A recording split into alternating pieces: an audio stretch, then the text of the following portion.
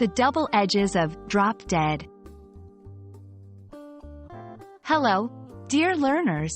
In today's video, we'll dive deep into a popular English phrase, drop dead.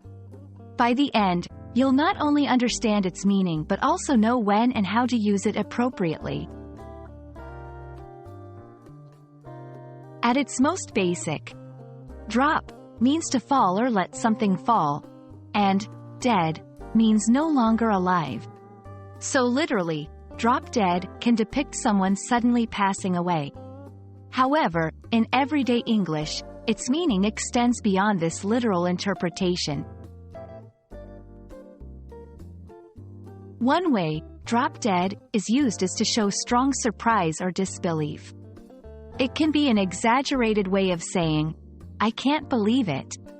For instance, "She just won the lottery. Drop dead? Really?" Here, it's a way to express shock or amazement, without any malicious intent.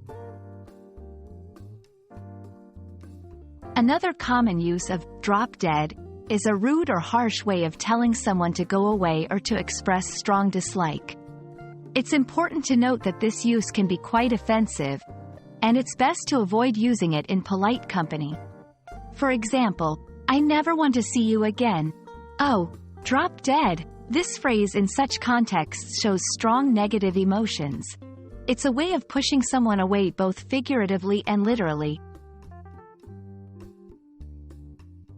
Interestingly, drop dead, with a hyphen, can also be used as an adjective to describe someone or something that is extremely impressive or attractive. For example, "She wore a drop-dead gorgeous dress to the party."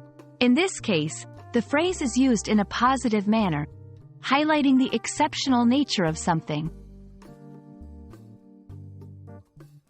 In the world of English phrases, drop dead is versatile.